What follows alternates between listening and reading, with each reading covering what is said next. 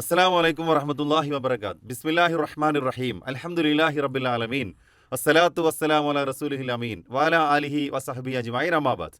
പ്രിയപ്പെട്ട piece radio സ്നേഹക്കൂടിൻ്റെ പ്രേക്ഷകരെ, സ്നേഹക്കൂടിൻ്റെ പുതിയ ഒരു എപ്പിസോഡിലേക്ക് നിങ്ങളെ എല്ലാവരെയും വളരെ സ്നേഹത്തോടു കൂടി സ്വാഗതം ചെയ്യുകയാണ്. കഴിഞ്ഞ ഒരു എപ്പിസോഡിൽ രക്ഷിതാക്കൾ നൽകേണ്ട മാനസിക അതുപോലെ വൈകാരിക പിന്തുണയെക്കുറിച്ചാണ് നമ്മൾ ചർച്ച ചെയ്തത്. ഇൻഷാ അല്ലാഹ് അതിൻ്റെ തുടർച്ചയായി രക്ഷിതാക്കളായ നമ്മൾ ശ്രദ്ധിക്കേണ്ട ചില കാര്യങ്ങളുമായി ബന്ധപ്പെട്ട് ന്യൂജൻ കുട്ടികളാണ് നമ്മുടെ മക്കൾ എന്ന് പറയുന്നു. കുട്ടികളെയാണ് പലപ്പോഴും നമ്മൾ മാറ്റാൻ വേണ്ടി പരിശ്രമിക്കുന്നത്, തിരുത്താൻ വേണ്ടി പരിശ്രമിക്കേണ്ടത്. യഥാർത്ഥത്തിൽ ഈ ഒരു കാലഘട്ടത്തിൽ മാറേണ്ടത് ആരാണ് എന്നുള്ളൊരു ചർച്ചയിലൂടെയാണ് നമ്മൾ മുന്നോട്ട് പോകാൻ. രക്ഷാകർതൃത്വം അഥവാ പാരൻറ്റിങ്ങിൽ മാറേണ്ടത് രക്ഷിതാക്കളാണോ അതോ കുട്ടികളാണോ, മാറ്റേണ്ടത് രക്ഷിതാക്കളെയാണോ കുട്ടികളെയാണോ, ആ ഒരു ചർച്ചയിലേക്കാണ് ഇൻഷാ അല്ലാഹ് നമ്മളിന്ന് മുന്നോട്ട് പോകുന്നത്. നമ്മോടൊപ്പം ഈ ഒരു ചർച്ചയിൽ പങ്കുചേരുന്നത് കഴിഞ്ഞ എപ്പിസോഡുകളിലൊക്കെ പങ്കെടുത്ത പോലെ തന്നെ ബഹുമാനനായ പ്രൊഫസർ കെ പി സർ. അദ്ദേഹത്തിൻ്റെ വലിയ ഒരുപാട് നിർദ്ദേശങ്ങൾ, അനുഭവങ്ങൾ, അതുപോലെ തന്നെ പഠനങ്ങളിലൂടെ കണ്ടെത്തിയിട്ടുള്ള കാര്യങ്ങൾ, ഇതൊക്കെയാണ് ഈ എപ്പിസോഡുകളിലൂടെ നമ്മൾ പങ്കുവെക്കാറുള്ളത്. അത് ഒരുപാട് കുടുംബങ്ങളിലേക്ക് വളരെയധികം ഉപകരിക്കുന്നു എന്നറിയുന്നതിൽ സന്തോഷമുണ്ട്. ആ സന്തോഷത്തോടൊപ്പം പ്രിയപ്പെട്ട സ്നേഹക്കൂടിൻ്റെ പ്രേക്ഷകരോട് നമുക്ക് പറയാനുള്ളത് നിങ്ങളുടെ പ്രാർത്ഥനയിൽ ഇടം നൽകണമെന്നുള്ളതാണ്. പീസ് റേഡിയോ ഉണ്ടാവണം, സ്നേഹക്കൂട് ഉണ്ടാവണം, അതിൻ്റെ പിന്നണിയിലുള്ള ആളുകളൊക്കെ ഉണ്ടാവണം നിങ്ങളുടെ പ്രാർത്ഥനയിൽ നിന്നാണ്. അള്ളാഹു നമ്മുടെയൊക്കെ കുടുംബങ്ങളെ ഏറ്റവും നല്ല കുടുംബങ്ങളായി മാറ്റട്ടെ എന്നുകൂടി പ്രാർത്ഥിക്കുകയാണ്. ഏതായിരുന്നാലും സാറിനെ നിങ്ങൾക്ക് എല്ലാവർക്കും വേണ്ടി ഹൃദ്യമായി സ്വാഗതം ചെയ്യണം. അസ്സലാമു അലൈക്കും. അപ്പോൾ നമ്മൾ കഴിഞ്ഞ ഒരു എപ്പിസോഡിൽ ഒരു ഇമോഷണൽ സപ്പോർട്ടിനെ കുറിച്ചാണ്, പാരൻറ്റിങ്ങിൽ രക്ഷിതാക്കൾ കുട്ടികൾക്ക് നൽകേണ്ട ഒരു ഇമോഷണൽ സപ്പോർട്ടിൻ്റെ വ്യത്യസ്തമായ മേഖലകളെക്കുറിച്ചാണ് ചർച്ച ചെയ്തത്. ഇവിടെ ഇന്ന് നമുക്ക് കിട്ടുന്ന ഒരുപാട് ഫീഡ്ബാക്കുകൾ, ചോദ്യങ്ങൾ, രക്ഷിതാക്കളായ ആളുകൾ നേരിടുന്ന ഒരുപാട് പ്രശ്നങ്ങളുണ്ട്. അപ്പോൾ അതെല്ലാം കൂടി വായിക്കുമ്പോൾ നമുക്ക് തോന്നുന്നത് ഒരു റിവേഴ്സ് ചർച്ച ആവശ്യമാണ്. കുട്ടികളെ തിരുത്താനും കുട്ടികളെ കുറ്റപ്പെടുത്താനും അതല്ലെങ്കിൽ ന്യൂജൻ എന്ന് പറഞ്ഞ് അവർ ചെയ്യുന്ന എല്ലാത്തിനെയും ആക്ഷേപിക്കാനുമാണ് ഭൂരിഭാഗം ആളുകളും ശ്രദ്ധിക്കേണ്ടത്. ശരിക്ക് ഈ ഒരു ചോദ്യങ്ങൾ കിട്ടുന്ന സാഹചര്യത്തിൽ ഇങ്ങനെയുള്ളൊരു ചർച്ച നമ്മളിലേക്ക് വരുമ്പോൾ എന്താണ് ആദ്യം ഒരു ഇൻട്രൊഡക്ഷൻ എന്നുള്ള നിലക്ക് നമുക്ക് പറയാനുള്ളത്? ഇവിടെ രക്ഷാകർതൃത്വം എന്നുള്ളത് ഒരു ന്യൂജൻ മോഡിൽ നമ്മൾ അപ്ലൈ ചെയ്യുമ്പോൾ സാധാരണ വരുന്ന ചർച്ച രക്ഷിതാക്കൾ എല്ലാം കൽപ്പിക്കുന്ന അല്ലെങ്കിൽ എല്ലാം കമാൻഡ് ചെയ്യുന്ന ഒരു റോളിലും മാറാൻ വേണ്ടി വിധിക്കപ്പെട്ട ഒരു മക്കളും. എന്നാൽ ഇത് റിവേഴ്സായിട്ട് നമ്മളൊന്ന് ചിന്തിച്ചിട്ടുണ്ടെങ്കിൽ മാറേണ്ടത് രക്ഷിതാക്കളാണ്, കുട്ടികളല്ല. കാരണം കുട്ടികൾ വളരുന്ന സാഹചര്യത്തിൽ നിന്ന് വ്യത്യസ്തമായി ചിന്തിക്കാൻ അവർക്ക് വല്ലാതെ പ്രയാസം നേരിടും. കാരണം കുട്ടികൾ വളരുന്നത് ഒരു ഡിജിറ്റൽ വേൾഡിലാണ്, ഗാഡ്ഗറ്റ്സിൻ്റെ വേൾഡിലാണ്, ഉപകരണങ്ങൾക്ക് നടുവിലാണ്. മൊബൈൽ ഫോൺ, ഇന്ന് ഏറ്റവും ലേറ്റസ്റ്റ് ആയിട്ടുള്ള AI, ആർട്ടിഫിഷ്യൽ ഇന്റലിജൻസ് അല്ലെ, റോബോട്ടിക്സും അതുപോലെയുള്ള കാര്യങ്ങളൊക്കെ, ഏറ്റവും നവീനമായിട്ടുള്ള ടെക്നോളജി, അതിൻ്റെ നൂതനമായ സാങ്കേതിക സൗകര്യങ്ങൾ പ്രാപ്യമാക്കാൻ വേണ്ടിയും അത് കരസ്ഥമാക്കാൻ വേണ്ടിയാണ് കുട്ടികൾ മത്സരിക്കുന്നത്. ഇവിടെ ആ കുട്ടികളെ പിടിച്ച് പുറകോട്ട് വലിച്ചിട്ട് ഒരു കാര്യമില്ല. അപ്പോൾ ഈ നൂതനമായ കാഴ്ചപ്പാടുകൾ രൂപീകരിക്കുന്ന AI-യുടെ, ആർട്ടിഫിഷ്യൽ ഇൻ്റലിജൻസിൻ്റെ, കാൽപ്പനിക ബുദ്ധിയുടെ കാലഘട്ടത്തിൽ രക്ഷിതാക്കളായി നമ്മൾ ഒരുപാട് മാറേണ്ടതുണ്ട്. കാരണം കുട്ടികൾ കാണുന്നതും കേൾക്കുന്നതും എല്ലാം ഈ സോഷ്യൽ മീഡിയ തരംഗത്തിൽ കൂടിയാണ്.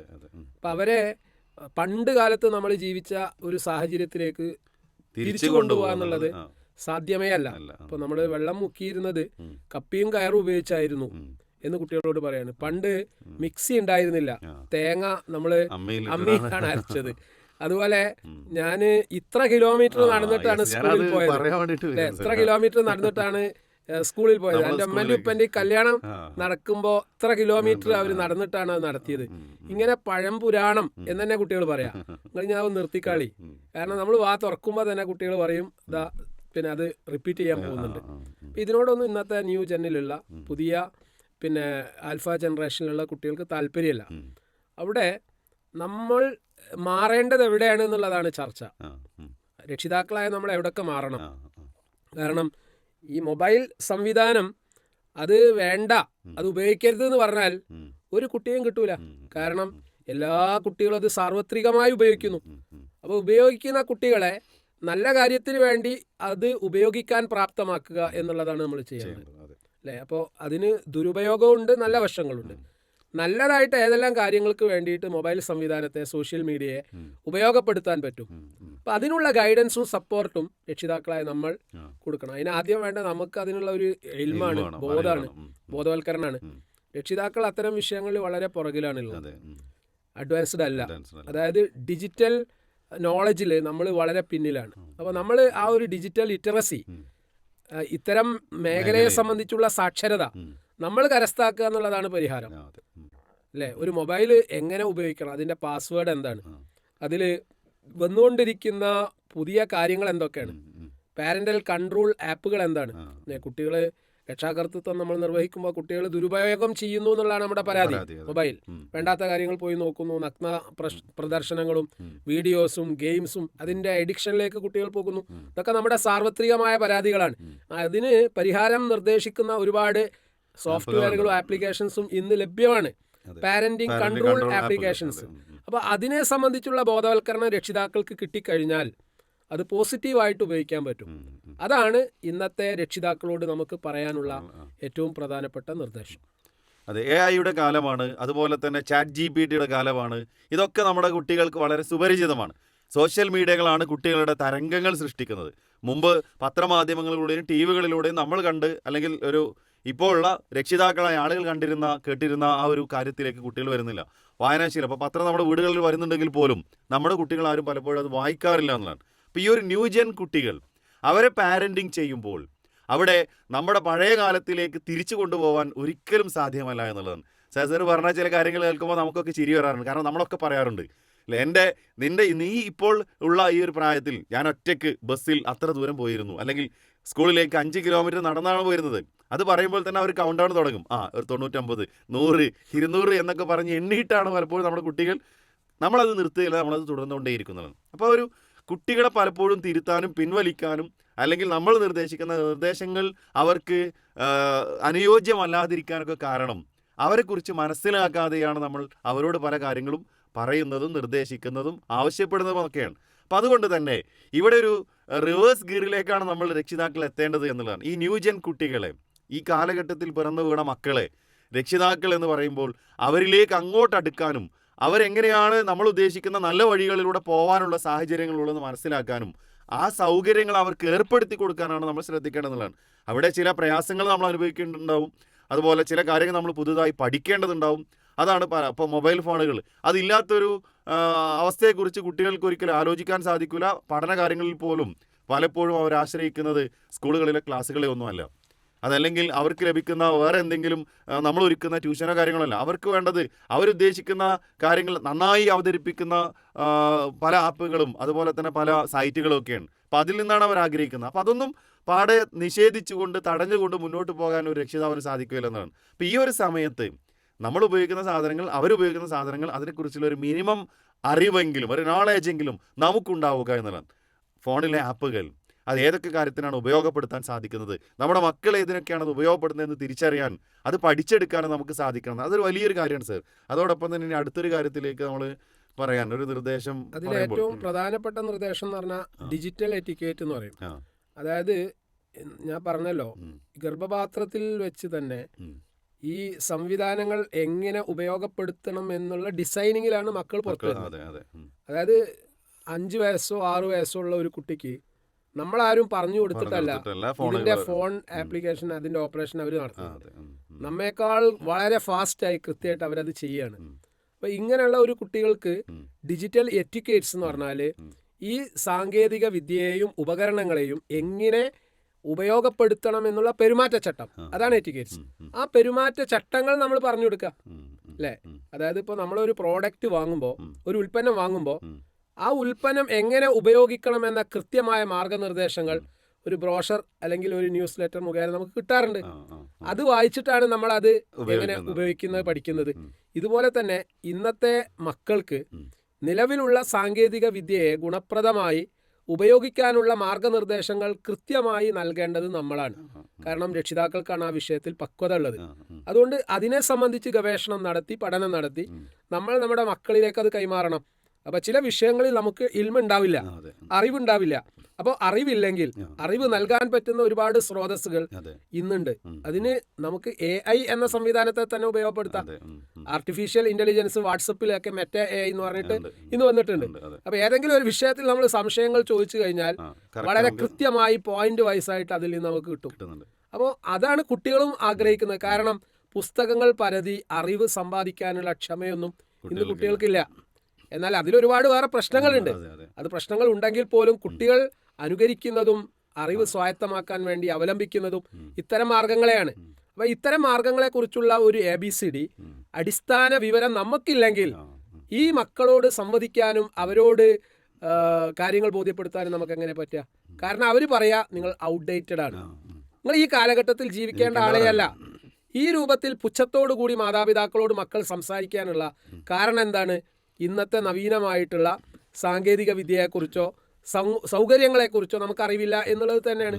അപ്പോൾ നമുക്ക് അറിവില്ല എന്നുള്ള അറിവ് നമ്മൾ സ്വായത്തമാക്കുകയും പുതിയ അറിവ് സമ്പാദിക്കാൻ വേണ്ടി നമ്മൾ ഒരുങ്ങുകയും ചെയ്യണം. അതാണ് ഡിജിറ്റൽ എറ്റിക്കേറ്റ്സ് മക്കൾക്ക് പഠിപ്പിക്കുന്നതിൻ്റെ ആവശ്യകത. പുതിയ സാങ്കേതിക വിദ്യകളിൽ ഒരു മിനിമം നോളജെങ്കിലും നമുക്ക് ഉണ്ടാവുക എന്നുള്ളതാണ്. മിനിമം അറിവെങ്കിലും നമ്മൾ സ്വായത്തമാക്കുക എന്നുള്ളതാണ് ഒരു പരിഹാരം.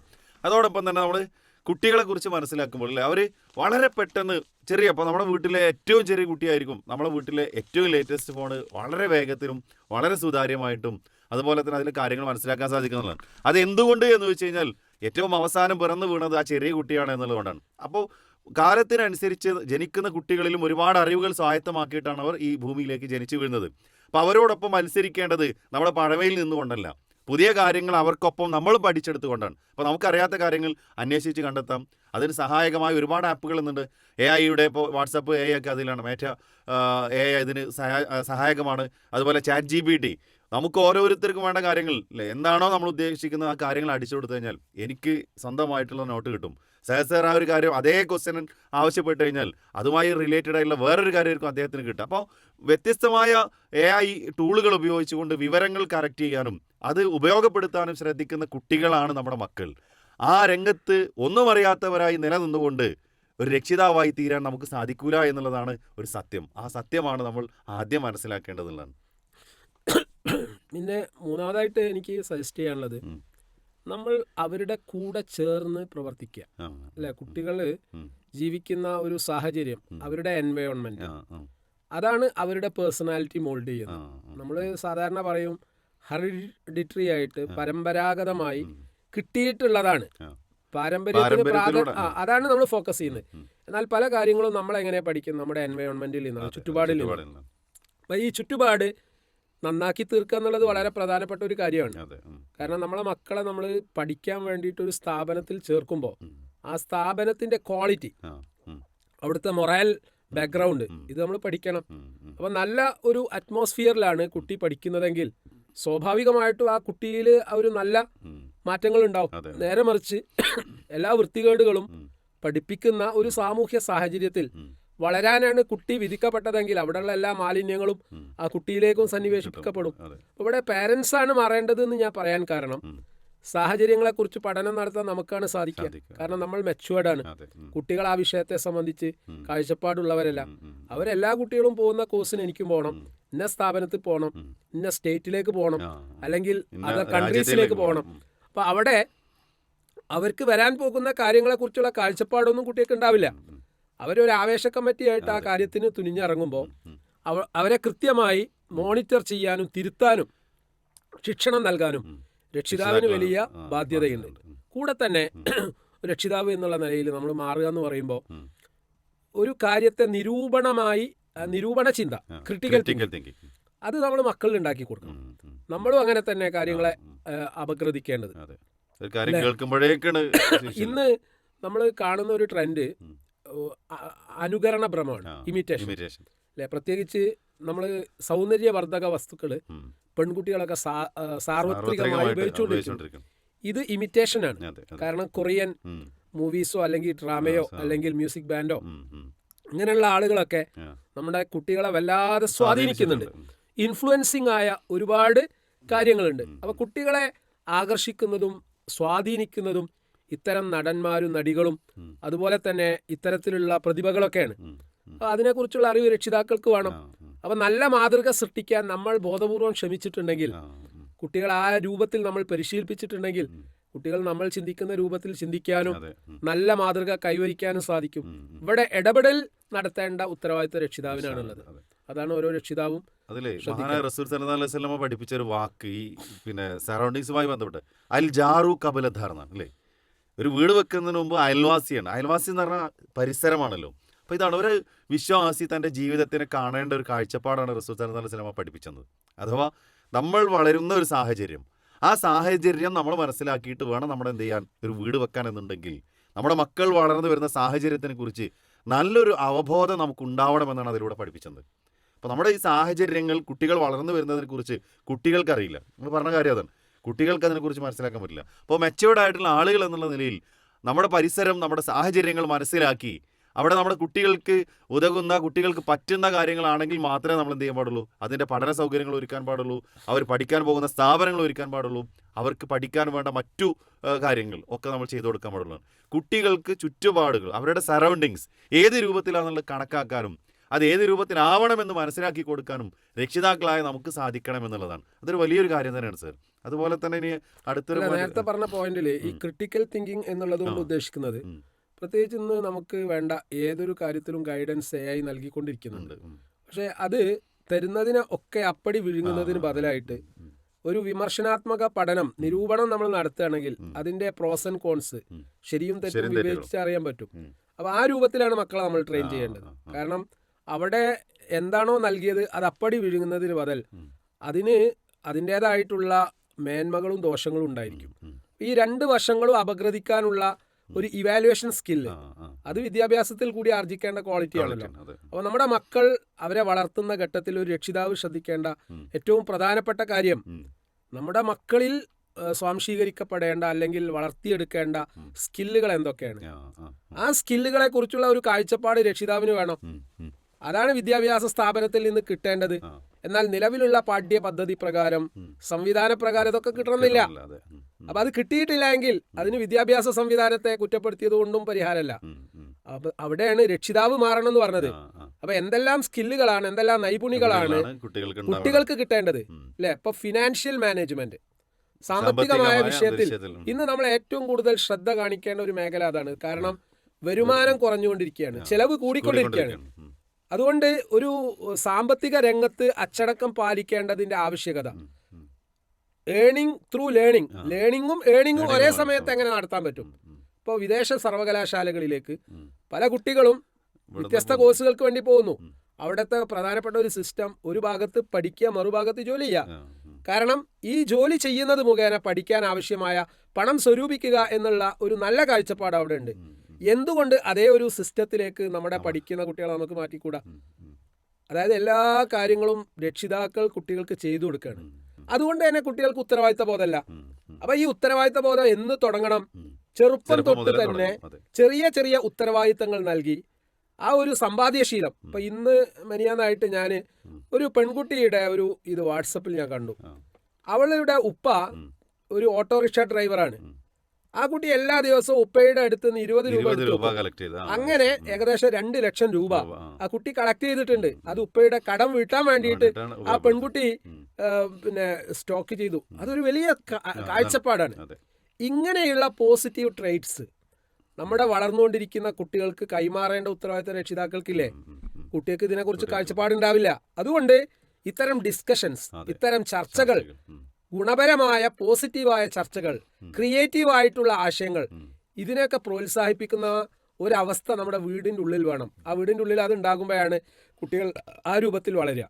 അത് ഇന്ന് ഉണ്ടോ എന്നുള്ള സംശയമാണ്. ഇപ്പോൾ രക്ഷിതാക്കളാണ് മാറേണ്ടത് എന്ന് പറയുമ്പോൾ നമ്മൾ ശ്രദ്ധിക്കേണ്ട കാര്യങ്ങൾ, കുട്ടികൾക്ക് കിട്ടേണ്ട ഒരുപാട് സ്കില്ലുകളുണ്ട് അല്ലേ? ലൈഫ് സ്കില്ലുകളുണ്ട്, ജീവിത നൈപുണികളുണ്ട്. അത് ഓരോ എണ്ണം വെച്ചിട്ട് നമുക്ക് പറയാൻ പറ്റും. അതിൽ വളരെ പ്രധാനപ്പെട്ട ഒരു സ്കില്ലിലേക്കുള്ള ഒരു വലിയ ഇൻസൈറ്റ്, ഒരു കാഴ്ചപ്പാടാണ്, ഒരു കാഴ്ചയാണ് സർ പറഞ്ഞത്. അത് ക്രിറ്റിക്കൽ തിങ്കിങ്. ഏതൊരു കാര്യവും അപ്പടി വിഴുങ്ങുക എന്നതല്ല, മറിച്ച് അത് കൊണ്ട് എന്ത് നേട്ടമുണ്ട്, അത് ചെയ്താൽ അതുകൊണ്ട് ഉണ്ടാവുന്ന കോട്ടങ്ങൾ എന്തൊക്കെയാണ്, ഞാനത് ചെയ്യേണ്ടവനാണ്, ഒരു കാര്യം ഏൽപ്പിച്ചു കഴിഞ്ഞാൽ ഞാൻ തന്നെയാണോ ഇത് ചെയ്യേണ്ടത്, അങ്ങനെ ഒരു നിരൂപണാത്മക ചിന്ത കുട്ടികളിൽ വളർത്തണം എന്നുള്ളതാണ്. അത് വളർത്തിയെങ്കിലേ നമ്മുടെ കുട്ടികൾക്ക് ലൈഫ് സ്കില്ലുകളുടെ കൂട്ടത്തിൽ ഒരെണ്ണം ഉണ്ടാവും എന്നുള്ളതാണ്. അപ്പോൾ രക്ഷിതാക്കളാണ് ഇതുപോലുള്ള കാര്യങ്ങൾ കുട്ടികൾക്ക് പകർന്നു കൊടുക്കേണ്ടത് എന്നുള്ളതാണ്. നല്ലൊരു ഉദാഹരണങ്ങൾ നമ്മുടെ സമൂഹത്തിൽ നമുക്ക് കാണാറുണ്ട്. പല ഇതുപോലെയുള്ള നല്ല നല്ല വാർത്തകൾ, കുട്ടികൾക്കുള്ള സമ്പാദ്യം, ഫിനാൻഷ്യൽ മാനേജ്മെൻറ്റ് കുട്ടികൾക്കുണ്ടാവേണ്ട വലിയൊരു ഗുണമാണ്. അത് പലപ്പോഴും വീടുകളിൽ നിന്നും രക്ഷിതാക്കളിൽ നിന്നാണ് കിട്ടേണ്ടത്. പക്ഷേ ഇത് കൈകാര്യം ചെയ്യുന്ന രക്ഷിതാക്കളായ നമ്മൾ പലപ്പോഴും ആ കാര്യത്തിൽ വളരെ വീക്കായിരിക്കും. പൈസ, സാമ്പത്തികമായ കാര്യങ്ങൾ എങ്ങനെയാണ് മാനേജ് ചെയ്യേണ്ടത് നമുക്ക് പോലും അറിയില്ല. അപ്പോൾ ഇങ്ങനെയുള്ള ഒരുപാട് കാര്യങ്ങൾ കുട്ടികൾക്ക് പകർന്നു കൊടുക്കേണ്ടത് രക്ഷിതാക്കളാണ്. കുട്ടികളെ തിരുത്തുന്നതിന് മുമ്പ് നമ്മളാണ് ആദ്യം തിരുത്തേണ്ടത്. നമ്മളിൽ നിന്നാണ് നമ്മുടെ കുട്ടികളിലേക്ക് അതിൻ്റെ മാതൃകകൾ എത്തേണ്ടത് എന്നുള്ളതാണ്. ഇപ്പോൾ ഫിനാൻഷ്യലായിട്ടുള്ളൊരു കാര്യമൊക്കെ, അതുപോലെ ക്രിറ്റിക്കലായിട്ടുള്ള തിങ്കിങ്, അത് പകർന്നു കൊടുക്കേണ്ടത് രക്ഷിതാക്കളാണ്. അപ്പോൾ രക്ഷിതാക്കളാണ് ഇവിടെ മാറേണ്ടത്. അതുപോലെ ശ്രദ്ധിക്കേണ്ട ഒരു മേഖലയാണ് നവീനമായ ചിന്തകൾ, ക്രിയേറ്റീവ് തിങ്കിങ്. അത് പറഞ്ഞാല് നമ്മളെ കുട്ടികൾക്ക് ഇന്ന് നഷ്ടപ്പെട്ടു പോയൊരു കാര്യം, അതുപോലെ പാഠ്യപദ്ധതിയിൽ കിട്ടാത്ത കാര്യവും അതാണ്. നമ്മൾ ശ്രദ്ധിക്കേണ്ട ഒരു വിഷയം എന്താണെന്ന് വെച്ചാൽ, നമ്മുടെ കുട്ടികൾക്ക് ഒരുപാട് സ്കില്ലുകളുണ്ട്. ഈ സ്കില്ലുകൾ കൃത്യമായി കണ്ടെത്തി പ്രോത്സാഹിപ്പിക്കുകയാണെങ്കിൽ ആ കുട്ടികൾക്കൊക്കെ ഇന്നോവേറ്റീവായ, സൃഷ്ടിപരമായ ഒരുപാട് കാര്യങ്ങൾ പൂർത്തീകരിക്കാൻ പറ്റും. അപ്പോൾ നമ്മൾ സാധാരണ MA യൂസുഫ് അലി സാഹിബിനെ ഒരു വലിയ ഉദാഹരണമായി പറയാറുണ്ട്. അദ്ദേഹത്തിന്റെ ലുലു മാൾ ഹൈപ്പർ മാർക്കറ്റ് അല്ലേ, ഇപ്പൊ ഈ അടുത്ത് കോഴിക്കോട് സിറ്റിയിൽ അതിന്റെ ഒരു ഷോപ്പ് തുടങ്ങാൻ പോവാണ്. ഇവിടെ അദ്ദേഹം ആ ഒരു പൊസിഷനിലേക്ക് എത്താൻ വേണ്ടി നടത്തിയിരിക്കുന്ന ഒരുപാട് കാര്യങ്ങളുണ്ട് അല്ലെ. അത്തരം സ്മാർട്ടായ ആക്ടിവിറ്റീസ് ഇംപ്ലിമെന്റ് ചെയ്യണമെങ്കിൽ അദ്ദേഹം എത്രത്തോളം ജാഗ്രത പുലർത്തിയത് കൊണ്ടാണ് ആ ഒരു പൊസിഷനിൽ എത്തിയത്. അപ്പൊ ഈ ക്വാളിറ്റീസ് നിങ്ങൾക്ക് ഉണ്ടായിട്ടുണ്ടെങ്കിൽ, നിങ്ങളും ആ ക്വാളിറ്റി അക്വയർ ചെയ്യുകയാണെങ്കിൽ, സ്വായത്തമാക്കുകയാണെങ്കിൽ നിങ്ങളുടെ കുട്ടികൾക്കും അത് എത്തിപ്പിടിക്കാൻ പറ്റും. അതിന് വേണ്ടത് എന്താണെന്ന് വെച്ചാൽ സംരംഭകരാവാനുള്ള ട്രെയിനിങ് ആണ്. സംരംഭകത്വം എന്നുള്ളത് ഒരു വലിയ കാര്യമാണ്. ഇന്ന് നമ്മൾ സാധാരണ പറയാറുള്ളത് ഒരു സർക്കാർ ജോലി വേണം. സർക്കാർ ജോലി കിട്ടുകയും അതിന്റെ സാലറി വാങ്ങുകയും ചെയ്യാന്നൊക്കെ പറഞ്ഞാൽ വളരെ പരിമിതമാണ്. എന്നാൽ ഇന്ത്യ എന്ന മഹാരാജ്യത്ത് 140 കോടി ജനങ്ങൾ താമസിക്കുന്നു അല്ലെ. അപ്പൊ ഈ ജനങ്ങൾക്കൊക്കെ അവരുടെ ഏറ്റവും വലിയ ശക്തി എന്ന് പറഞ്ഞാൽ അവരുടെ റിസോഴ്സാണ്, ബ്രെയിൻ റിസോഴ്സാണ്, ഹ്യൂമൻ റിസോഴ്സാണ്, മനുഷ്യ വിഭവശേഷിയാണ്. ഈ മനുഷ്യ വിഭവശേഷി പ്രോപ്പറായിട്ട് ഉപയോഗപ്പെടുത്തുകയാണെങ്കിൽ ഈ രാജ്യത്ത് ജീവിക്കുന്ന എല്ലാവർക്കും ഉള്ള എല്ലാം ഇവിടെ ഉണ്ട്.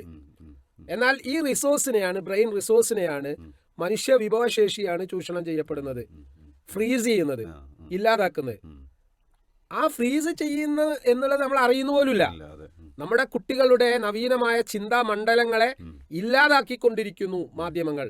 സാമൂഹ്യ മാധ്യമങ്ങളിൽ കൂടി ആ ഒരു എഡിക്ഷനിലേക്ക് കുട്ടികൾ പോകുമ്പോൾ നിരന്തരം ഈ മൊബൈല് കാണുന്നു, പ്രത്യേകിച്ച് ഫലിതങ്ങൾ കാണുക, തമാശകൾ കാണുക, അതിന് എഡിക്റ്റഡ് ആവുക അല്ലെ. ഇന്ന് വളരെ ലേറ്റസ്റ്റ് ആയി വന്ന ചില താരങ്ങൾ കുട്ടികളെ വല്ലാതെ സ്വാധീനിക്കുന്നു. എന്നിട്ട് അവരെന്ത് ചെയ്യുന്നു, അത് പരസ്യങ്ങൾക്ക് വേണ്ടിയിട്ട് ഉപയോഗപ്പെടുത്തുന്നു. കുട്ടികൾക്ക് കിട്ടുന്ന മെസ്സേജ് എന്താണ്? ഈ ഫലിതങ്ങൾ കാണുന്നത് അവരുടെ ഒരു ഹാബിറ്റ് ആയിട്ട് അവർ മാറ്റുകയാണ്. പക്ഷെ ഈ വ്യക്തികൾ, ഈ തമാശ പ്രകടനങ്ങൾ നടത്തുന്ന വ്യക്തികൾ അവരുടെ തമാശ പ്രകടനങ്ങളിൽ കൂടി പണം സമ്പാദിക്കുന്നു, അഡ്വർടൈസിങ് മേഖലയിൽ വലിയ സമ്പാദ്യം ഉണ്ടാക്കുന്നു. എന്നാൽ അതേ സംഗതിയെ കുട്ടികൾ പോസിറ്റീവായിട്ടല്ല കാണുന്നത്. ഇത് അവരുടെ ക്രിയാത്മകതയെയും അവരുടെ ചിന്താമണ്ഡലത്തെയും മരവിപ്പിക്കുകയാണ് ചെയ്യുന്നത്. ഇത് അവരിൽ ഡിപ്രഷൻ പോലും ഉണ്ടാക്കിയെടുക്കുന്നുണ്ട്. ഇതിനെക്കുറിച്ച് രക്ഷിതാക്കൾ പോലും ബോധമുള്ളവരല്ല. അതുകൊണ്ട് നവീനമായ ആശയങ്ങൾ കൈമാറുന്ന കുട്ടികൾക്ക് പ്രോത്സാഹനങ്ങൾ നൽകിക്കൊണ്ട് കുട്ടികളിൽ ആ ഒരു ക്രിയേറ്റിവിറ്റി തിങ്കിങ് പ്രോത്സാഹിപ്പിക്കേണ്ട വാരിച്ച ഉത്തരവാദിത്വം രക്ഷിതാവിനാണുള്ളത്. അതുകൊണ്ടാണ് ഞാൻ പറഞ്ഞത് മാറേണ്ടത് രക്ഷിതാവാണ്. അപ്പൊ അത്തരം പ്രോത്സാഹനങ്ങൾ നിരന്തരം കുട്ടികൾക്ക് നമ്മൾ കൊടുക്കണം. കാരണം കുട്ടി പുതുതായിട്ട് എന്തെങ്കിലും കണ്ടുപിടിച്ചാൽ, പുതിയ എന്തെങ്കിലും കാര്യങ്ങൾ ചെയ്താൽ അതിനുള്ള പ്രോത്സാഹനങ്ങൾ സന്ദർഭോചിതമായിട്ട്, അതൊരു പേനയെങ്കിലും നമ്മൾ കൊടുത്തിരിക്കണം. അപ്പൊ എന്തുണ്ടാവും, കുട്ടികൾക്ക് പുതിയ കാര്യങ്ങൾ ചെയ്യാനുള്ള താല്പര്യം ഉണ്ടായിരിക്കും. ഇപ്പോൾ creative thinking and innovative ideas വളരെ പ്രധാനപ്പെട്ടതാണ് ഈ ഒരു കാലഘട്ടത്ത്, ഈ ഒരു സമയത്ത്. പ്രത്യേകിച്ച് നമ്മുടെ കുട്ടികളിൽ ഒരുപാട് ഇതുപോലുള്ള നൂതനമായ പുതിയ ആശയങ്ങൾ ഉണ്ടാവാറുണ്ട്. ആ ആശയങ്ങൾക്ക് അനുയോജ്യമായ സപ്പോർട്ട് കൊടുക്കാൻ രക്ഷിതാക്കളായ നമുക്ക് സാധിക്കുന്നുണ്ടോ എന്നുള്ളത് വലിയൊരു ചോദ്യമാണ്. ഇത് പറയുമ്പോൾ എൻ്റെ മനസ്സിലേക്ക് വരുന്നൊരു ഉദാഹരണം, എൻ്റെ വിദ്യാലയത്തിൽ കണ്ണു കാണാൻ വയ്യാത്ത ഒരു അധ്യാപകനുണ്ട്, ഞങ്ങളുടെ സഹപ്രവർത്തകനുണ്ട്. അപ്പോൾ അദ്ദേഹത്തിനെ പലപ്പോഴും ക്ലാസ്സുകളിലേക്ക് കൊണ്ടുപോകാറുള്ളത് കുട്ടികളാണ്. ചില ആ ഫ്ലോറിലൊക്കെ ഉള്ളതാണെങ്കിൽ കുട്ടികൾ അദ്ദേഹത്തിന് തന്നെ ഇതുപോലെ നടന്നു പോകാൻ പറ്റും. അപ്പോൾ കഴിഞ്ഞ വർഷം 10ാം ക്ലാസ്സിൽ എല്ലാ വിഷയങ്ങൾക്കും A+ വാങ്ങിച്ചൊരു കുട്ടി, വളരെ സ്മാർട്ടായ ഒരു കുട്ടിയാണ്. സുരേഷ് എന്നാണ് അവൻ്റെ പേര്.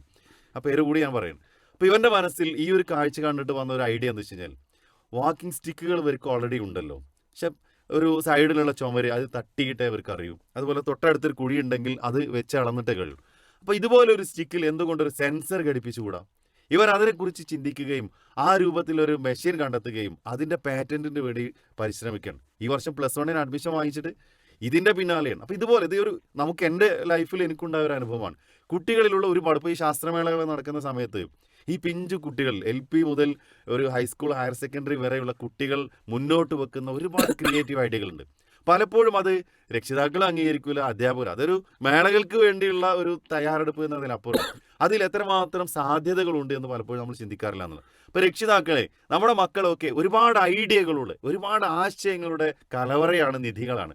ആ ഐഡിയകൾ നമുക്ക് ഉൾക്കൊള്ളാൻ പറ്റുന്നതാവണമെന്നില്ല. പക്ഷെ അത് കേട്ട് അവർക്ക് വിജയിക്കാൻ അല്ലെങ്കിൽ നല്ലൊരു സംരംഭകത്തിലേക്കോ അല്ലെങ്കിൽ നല്ല എന്തെങ്കിലും ഒരു കണ്ടുപിടുത്തത്തിലേക്കോ സാധിക്കുന്നതാണെങ്കിൽ എന്തുകൊണ്ട് നമുക്കതിനെ പ്രചോദിപ്പിച്ചുകൂടാ? എന്തുകൊണ്ട് നമുക്കതിനെ പ്രോത്സാഹിപ്പിച്ചുകൂടാ? അപ്പോൾ ക്രിയേറ്റീവ് തിങ്കിങ്, അതുപോലെ തന്നെ ഇന്നോവേറ്റീവ് ഐഡിയാസ് അത് കുട്ടികൾക്ക് ഉണ്ടാക്കി കൊടുക്കേണ്ടവരാണ് രക്ഷിതാക്കൾ.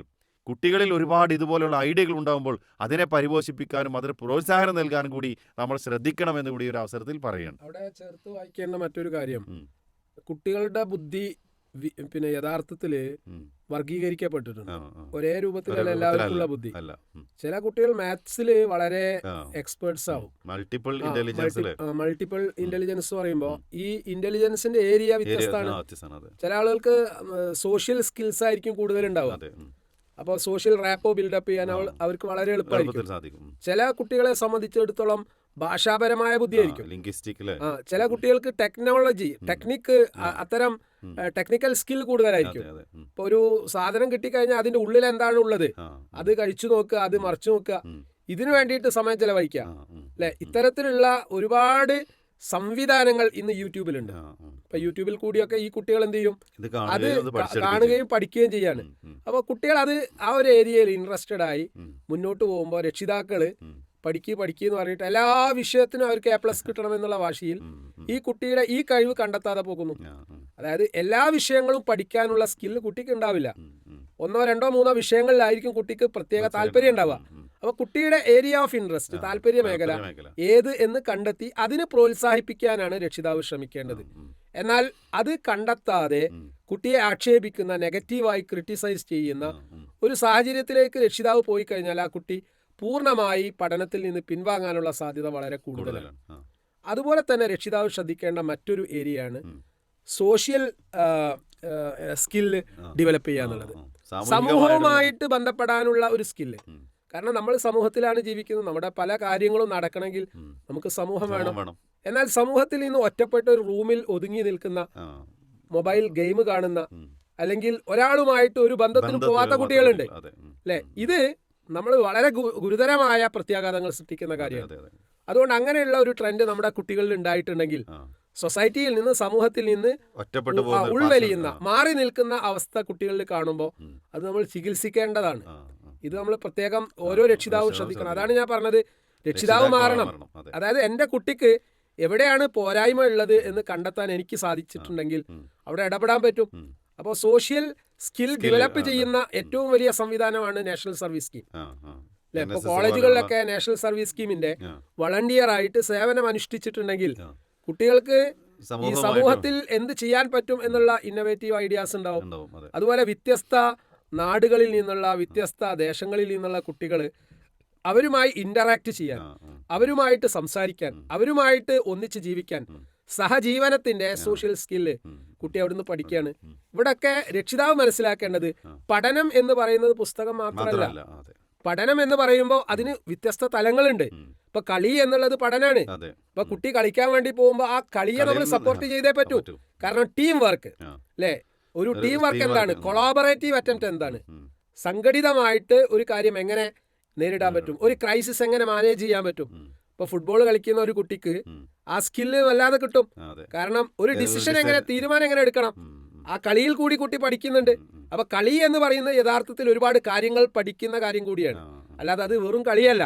അപ്പൊ കുട്ടികൾ അതിൽ 2-3 മണിക്കൂർ ഇൻവോൾവ് ചെയ്യുമ്പോൾ രക്ഷിതാക്കൾ ആ കളിയൊക്കെ നിർത്തി ഇങ്ങോട്ട് പോര് എന്ന് പറഞ്ഞിട്ട് അവരെ ഉപദേശിക്കാറുണ്ട്. ഇവിടെ രക്ഷിതാവ് മനസ്സിലാക്കേണ്ടത് കുട്ടിയുടെ കൈനസ്തെറ്റിക് സ്കിൽസ് അല്ലെ, അവരുടെ മസിൽ പവർ, അവരുടെ ആരോഗ്യം, പ്രത്യേകിച്ച് ചാടുക, ഓടുക, കളിക്കുക എന്നൊക്കെ പറഞ്ഞാൽ കുട്ടിയുടെ എനർജി പോസിറ്റീവായിട്ട് ഉപയോഗപ്പെടുത്തുന്ന മാർഗമാണ്. ഇന്ന് ചാടാനും കളിക്കാനും മരം കയറാനും നീന്താനും ഒക്കെ ഉള്ള അവസരങ്ങൾ കുട്ടികൾക്ക് നഷ്ടപ്പെടുന്നു. അതുകൊണ്ട് തന്നെ അവർ കൂടുതൽ ഡിപ്രഷൻ സ്റ്റേജിലേക്ക് പോവാണ്, സൂയിസൈഡ് അറ്റംപ്റ്റിലേക്ക് പോവാണ്.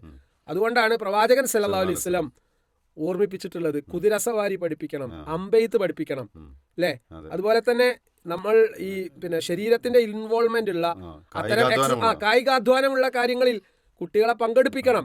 അത് മുഖേന ബുദ്ധിപരമായിട്ടുള്ള ഒരുപാട് ഉയർച്ച കുട്ടികൾക്ക് ഉണ്ടാവും എന്നുകൂടി ഓരോ രക്ഷിതാവും മനസ്സിലാക്കേണ്ടത്. ഇപ്പോൾ വ്യത്യസ്തമായ കഴിവുകളുള്ള കുട്ടികളാണ് നമ്മുടെ എല്ലാവരുടെയും കുട്ടികൾ. ഓരോരുത്തർക്കും വ്യത്യസ്തമായ കഴിവുകളാണ് ഉണ്ടാവും.